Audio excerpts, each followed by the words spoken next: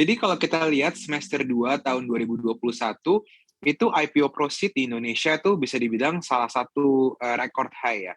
Karena di, kuartal 3 kita melihat ada IPO Bukalapak sekitar $1,5 miliar, lalu di, kuartal 4 juga ada 3 IPO besar, yang nilainya tuh hampir, $2 miliar.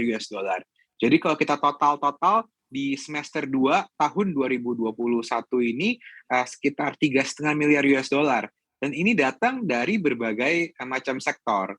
Yang pertama adalah sektor e-commerce atau internet, which is Bukalapak, lalu ada sektor, telekomunikasi tower, ada perusahaan cat, Avian, dan juga ada perusahaan yogurt atau susu, yaitu Cimory. Jadi, sentimen untuk IPO ini sangat baik sebenarnya, dan kita optimis bahwa memasuki tahun 2022, sentimen tersebut juga, tetap akan kuat ya.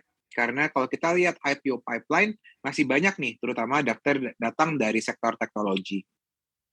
Oke, namun Pak Hendri sayangnya kalau kita lihat saham-saham dari IPO Jumbo ini cenderung tertekan. Kita melihat ada saham dari Bukalapak atau Buka yang bahkan sahamnya sudah anjlok hampir 50% dari harga penawaran dan juga Mitratel atau MTEL yang juga harganya malah turun nih dibandingkan harga IPO saat ini. Nah, seperti apa Anda melihat fenomena ini?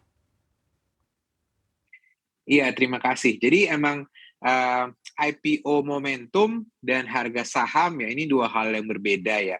Mungkin satu hal kita bisa lihat bahwa berita baik, demand untuk investor invest di IPO di pasar modal kita di Indonesia sangat baik. Tapi ya yang agak disayangkan unfortunately performance-nya kurang baik. Dari 4 IPO tadi hanya satu yang mungkin harganya masih di atas IPO, sisanya tiganya lagi itu di bawah, harga IPO atau underwater kita bilangnya.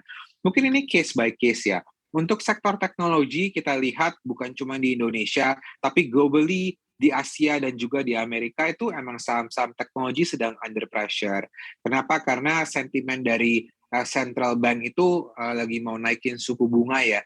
Jadi cenderung ini akan menimbulkan, temporary near term pressure untuk saham-saham growth atau growth stock seperti saham-saham teknologi. Karena bukan cuma Bukalapak doang yang kita lihat turun 40-an% selama beberapa bulan terakhir, tapi saham-saham seperti, Sea Limited, seperti Grab juga belum lama ini, cenderung turun.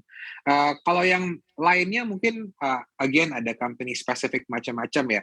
Jadi, kalau kita lihat mungkin perusahaan, seperti Avian itu, price to earning multiple-nya di atas rata-rata perusahaan building material lainnya di Indonesia. Jadi mungkin sentimen pasar, oh valuasinya ini, agak mahal. Tapi kalau kita lihat perusahaan consumer seperti Cimory, itu valuasinya bahkan inline ya, atau mungkin sedikit di bawah rata-rata consumer staples lainnya. Jadi ekspektasi dari market juga, cukup baik. Jadi mungkin ada case by case, alasannya.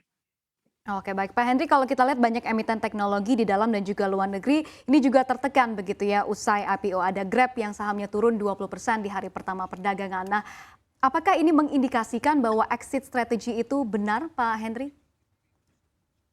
Iya, jadi, saya rasa, untuk perusahaan internet, exit itu ada beberapa, opsi ya. Ada IPO, ada M&A, atau bahkan mereka bisa stay private aja for the longest time.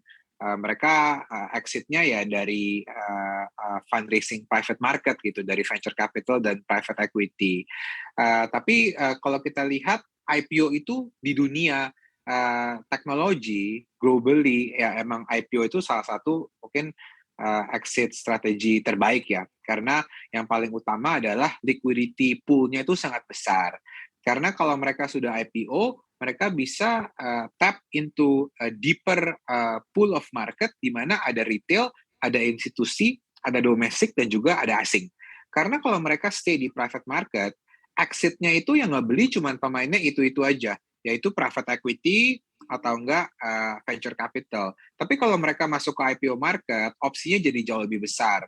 Dana pensiun bisa ikut masuk beli, retail investor bisa masuk beli, bahkan misalnya, University Endowment Fund dari Amerika pun juga bisa ikut masuk gitu. Jadi saya rasa IPO itu, satu exit strategi terbaik untuk, para perusahaan internet tersebut.